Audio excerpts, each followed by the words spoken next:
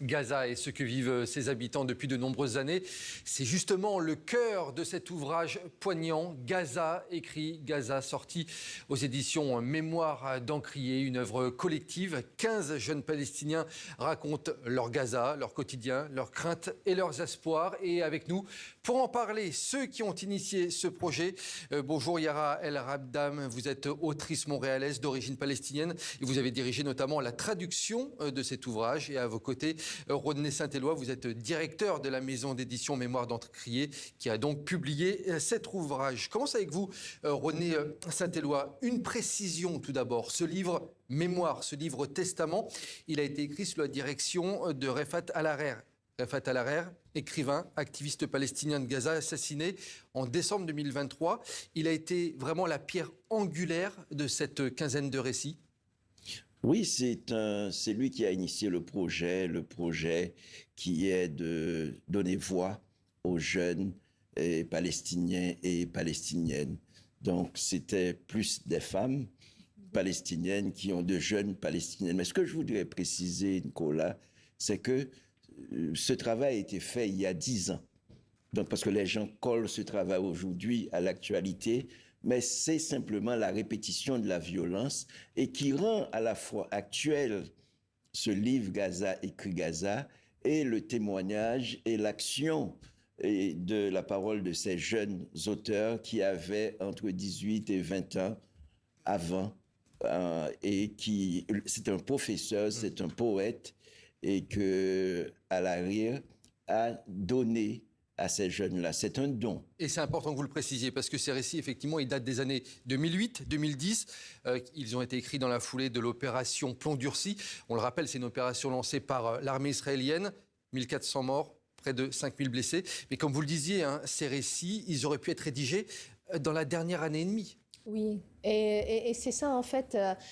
À la fois, c'est très précieux ce livre-là, parce qu'il nous apprend que l'histoire n'a pas commencé le 7 octobre, n'est-ce pas? Mais c'est à la fois un livre mémoire, comme vous l'aviez dit, parce qu'aujourd'hui, en fait, 5 des écrivains, on a perdu leurs traces, on ne sait pas s'ils ont survécu au génocide. Et à la fin du livre même, on a une partie hommage à Refat al-Harrer, des survivants. Des survivants. Donc, c'est ça, les écrivains survivants qui... En 2024, étaient encore vivants et ont écrit des lettres très, très, très touchantes à l'honneur de Refat al-Harrer. Donc, c'est vraiment un livre qui traverse plus de 14 ans, quoi. Et justement, dans ce livre, Rodney Saint-Éloi, on sent tout l'attachement à la terre de ces écrivains, la résilience, le sentiment d'injustice, mais aussi les espoirs. Quelles sont les paroles qui vous ont le plus touché à titre personnel ? Ouais, c'est la solidarité, c'est la résistance, comme vous le dites si bien, parce que je pense que la Palestine, c'est une terre, d'abord un territoire. Le combat, c'est contre la dépossession, parce qu'on assiste à la dépossession. C'est le combat contre la violence et c'est le combat contre le silence et comment on accepte l'inacceptable, nous. Et ces jeunes-là nous invitent à regarder demain. Parce que souvent, quand on dit Palestine, on a l'impression qu'il s'agit des décombres, qu'il n'y a pas de jeunes, qu'il n'y a pas d'enfants. On peut les assassiner, on peut les tuer et on a l'immunité de le faire. Et qu'un enfant palestinien n'est pas égal à un enfant israélien. C'est ça le problème. Il faut revenir aux mots, il faut revenir au sens, parce qu'il y a une perte de sens et ces jeunes-là appellent à notre humanité. Page 131, j'ai relevé une phrase qui m'a beaucoup marqué, texte de Tasmin Hamouda, Le pays imaginaire, avec cette phrase « La mort est devenue une normalité, une expérience quotidienne ». Yara El Rabdam, ces mots, ils sont forts, ils datent, je le répète, des années fin de 2000, oui. Au début des années de 2010. Ces mots, ils sont forts et ils sont encore en résonance avec ce qui se passe aujourd'hui.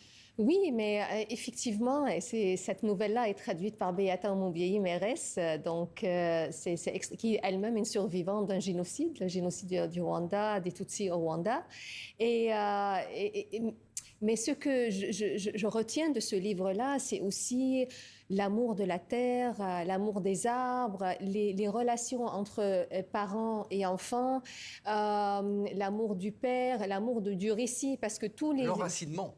Ah ben l'enracinement, mais c'est surtout les rêves en fait. On voit que dans toutes ces nouvelles-là, il y a des jeunes qui avaient des rêves, qui auraient voulu faire autre chose. Et même ce livre-là, ils ont écrit, Rifat al-Alil leur ont dit, il faut que vous écriviez des récits. En fait, il faut entrer dans la fiction parce que dans la fiction, vous allez pouvoir rejoindre le monde entier. Ah, ne soyez pas prisonnier de votre vécu, allez dans un acte de création, un acte littéraire. Et c'est finalement, ce livre-là, c'est véritablement un acte littéraire. Oui.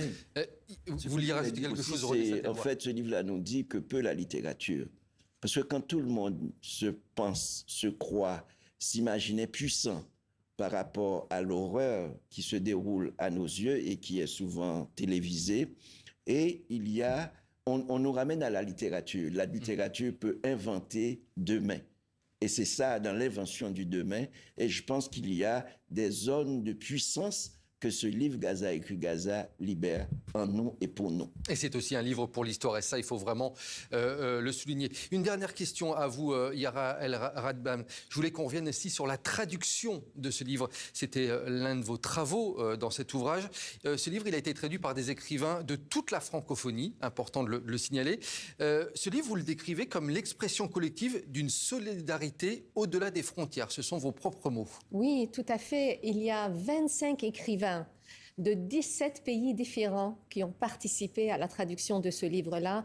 Ils l'ont fait en toute solidarité. Nous avons compris tout de suite, dès qu'on nous a confié, l'éditeur original, ce livre-là, qu'il fallait que ça soit un acte solidaire, que ces voix-là de Gaza devaient être portées par d'autres écrivains du monde.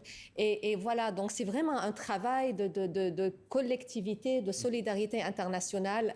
Et puis voilà, grâce à ça, nous sommes aujourd'hui ici et on pourra entendre leur voix.